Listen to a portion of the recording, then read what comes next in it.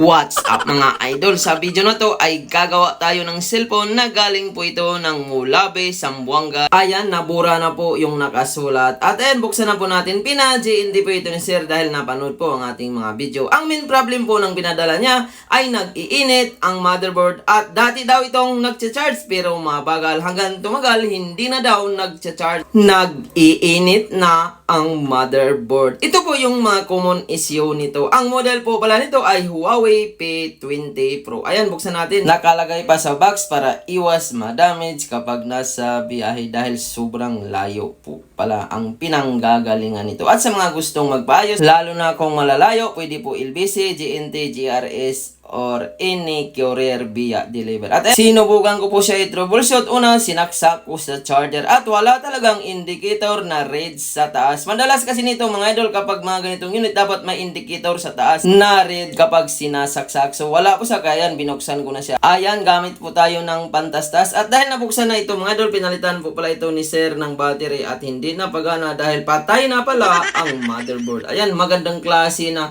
battery pa naman ang nilagay. Tanggalin muna natin lahat ng screw at mag-shoutout tayo rito. Ayan, lahat at sa lahat ng ating viewers na nanonood, shoutout sa inyong lahat. At sa gustong magpa-shoutout, comment po kayo sa video. At ayan, natanggal na po natin yung screw. At dito mga idol, chinik up ko kagad. At tinignan ko, ang motherboard ay wala naman pong galaw. Next step, ang ginawa ko, tinistiran ko siya kagad. Tinignan ko kung grounded o hindi. At ayan, gumamit tayo ng tester. At pansinin nyo, pumapalo pareho. At baliktarin natin ang tester mga idol. Kapag pumalo ulit yan, ibig sabihin grounded po ang motherboard. So patay po ito, kaya kahit palitan ng bagong battery, hindi na talaga mapagana. So hardware problem, nasa mainboard po ang tama. Kaya tanggalin natin yung mga flex at i-troubleshoot natin para makita natin kung saan po ba ang tinamaan. Ayan, tanggalin muna natin yung pinaka mainboard. So ayan, nung nakita ko ito mga idol, at dahil sa ilalim normal naman, wala naman pong galaw. So ito agad ang bumungad at naisip ko, dahil marami na pong nagpagawa sa akin na ganito, ng ganitong model. May issue ito dito banda mga idol. Kapag tinanggal mo itong bakal na to, madalas ito pumuputok.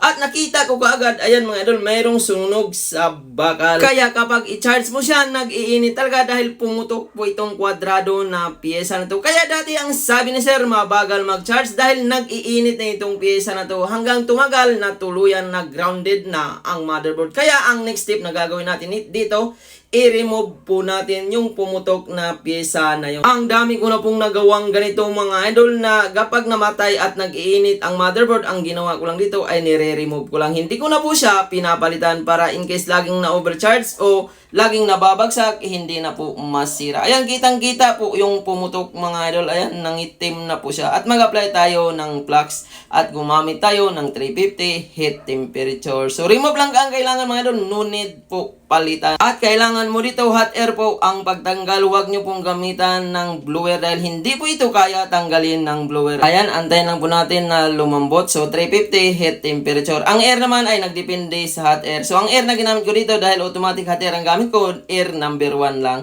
So ayan, kapag lumambot na, iangat lang po natin. At ayan, malambot na yan mga idol. Ilang seconds lang. At pansin niyo, yan po yung pumutok. Madalas nito kapag nadididbot ang unit na to, ito lang po talaga ang kailangan mong tanggalin. Kasi yan po yung cause kung bakit siya namatay, dahil pumutok na siya. Overcharging ang nangyari, nag-over voltage. So kaya kapag ganito ang unit mo, huwag mo siyang i-overcharge kasi madalas yan kapag pumuputok yan, una, mabagal muna yan mag-charge hanggang matuluyan na kahit palitan ng battery, hindi gumagana. So hindi na po natin kailangan palitan. Ibalik na lang po natin itong shade na nasunog, or wala naman pong epekto yan kung ibalik natin yan dahil nasa shade lang naman nakadikit yan. At yung pyesa na tinanggal natin, huwag na po natin palitan. Ang dami ko na pong nagawang ganito mga idol, hanggang ngayon wala naman pong bumabak job. Talagang legit po ang gawaan. Hindi na po mag-iinit ang motherboard at madali na rin siya magkarga. Kasi yun po ang sabi ni Sir dati, mabagal daw mag-charge at nag-iinit. Kaya yun po yung cause sa pagputok ng pyesa hanggang natuluyan. Kaya kapag tinanggal natin yan at hindi na yan iinit pa basta-basta. At ayan, pansinin nyo mga idol, lumabas agad ang red indicator ng charging